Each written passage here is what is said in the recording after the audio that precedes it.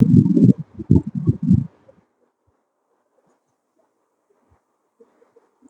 Friends, कैसे हैं आप सब। मैं अनूप कुमार शुक्ला स्वागत करता हूं चंद्रावती क्लासेस के ऑनलाइन प्लेटफॉर्म पर। दोस्तों, जैसा कि मैंने आपको बता रखा है कि मैं रोजाना आप लोगों के लिए करंट अफेयर्स, जीके और जीएस की सीरीज लेकर आता रहूंगा।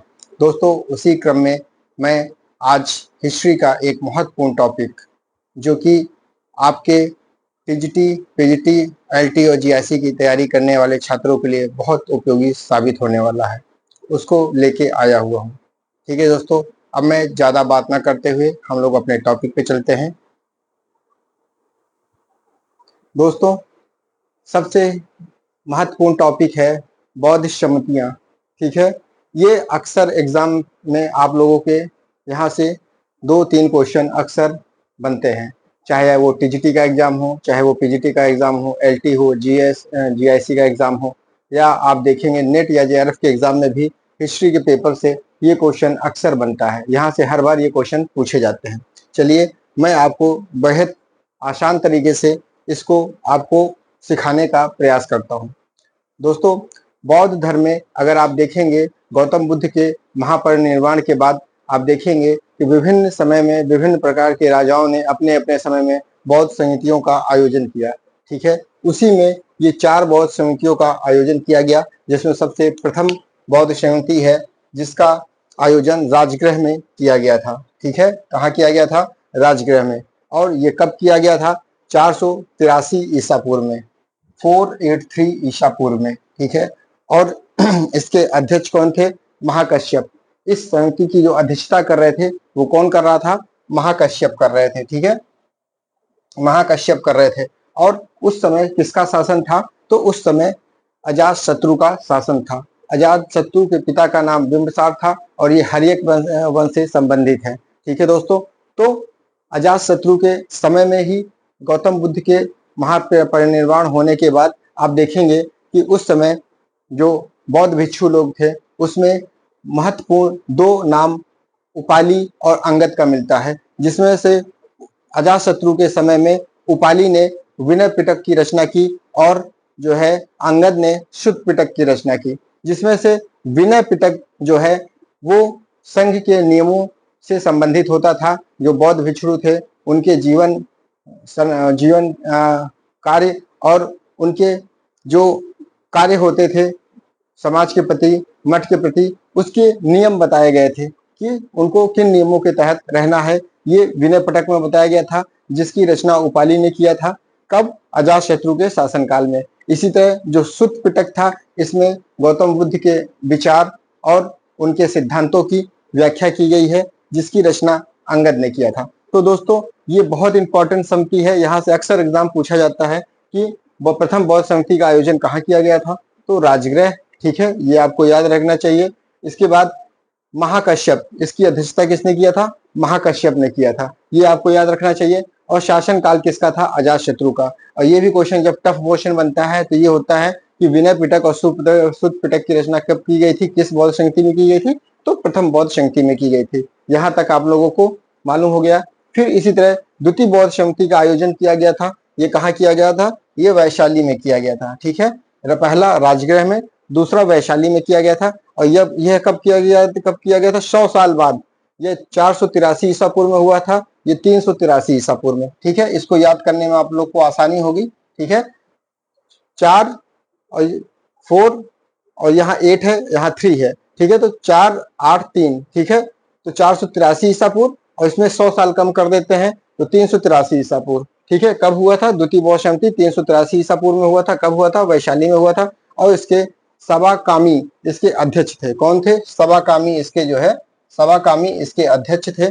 द्वितीय बौद्ध समिति की अध्यक्षता सबाकामी ने किया था। और इसके शासनकाल में, ये किसके शासनकाल में हुआ? तो आप देखेंगे ये कालाशोक के शासनकाल में हुआ था। ठीक है, उस समय जो है कालाशोक का शासन था। और ये कहाँ पे थे? वैशाली नामक स्थान पे हुआ था द्वितीय बौद्ध समिति।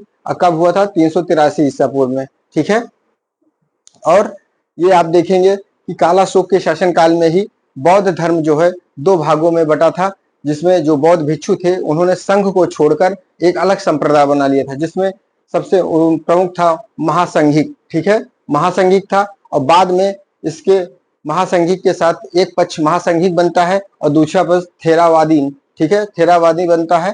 ठीक, तो यहाँ कालाशोक के शासनकाल में क्वेश्चन आता है कि महासांघिक जो है संप्रदाय का किस बौद्ध संगति में महासांघिक संप्रदाय का उदय हुआ। तो ये द्वितीय बौद्ध संगति में किया, किसके शासनकाल में किया गया, तो महासांघिक के, ये कालाशोक के शासनकाल में किया गया। ठीक है, इसीलिए ये क्वेश्चन भी आता है कि थेरावादियों का उदय कब हुआ, तो थेरावादियों का भी कालाशोक के शासनकाल में हुआ, और ये कब हुआ, द्वितीय बौद्ध संगति में हुआ। ठीक है, वैशाली में हुआ।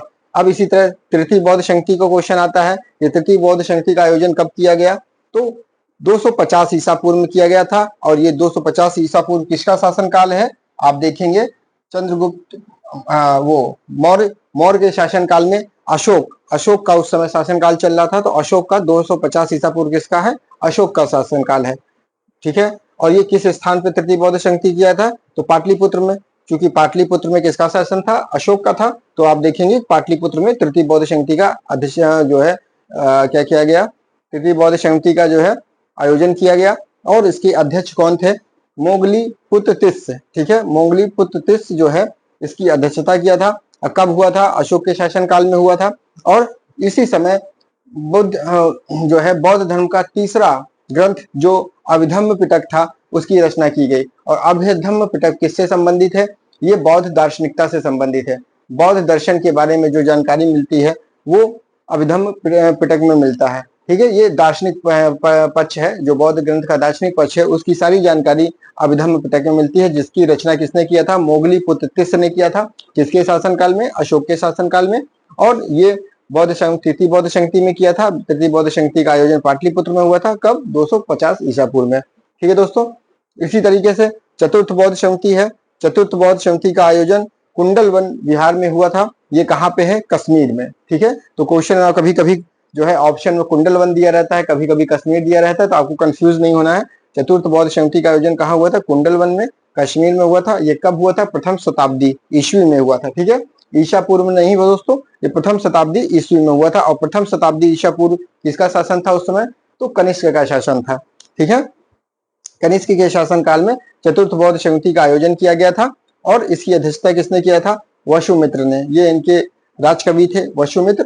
ठीक है, अध्यक्षता जब पूछेगा तो वसुमित्र ने कहा किया था। और उपाध्यक्ष कौन था उस समय, अश्वघोष बनाए गए थे। ठीक है, तो वसुमित्र और अश्वघोष, ये आपको याद रखना है कि चतुर्थ बौद्ध संगति का उपाध्यक्ष किसे बनाया गया था, तो अश्वघोष को बनाया गया था। और जब पूछा जाएगा अध्यक्ष किसको बनाया गया था, तो अध्यक्ष वसुमित्र दिया जाएगा। ठीक है दोस्तों, और ये किसके शासनकाल में हुआ था, कनिष्क के शासनकाल में। आप देखेंगे कनिष्क के शासनकाल में ही बौद्ध धर्म दो भागों में बढ़ जाता है, जो हीनयान और महायान कहलाता है। तो आप ये क्वेश्चन बनता है कि हीनयान या महायान जो संप्रदाय है इनकी उत्पत्ति किस बौद्ध संगति में हुआ था, तो चतुर्थ बौद्ध संगति में। किसके शासनकाल में हुआ था, कनिष्क के शासनकाल में।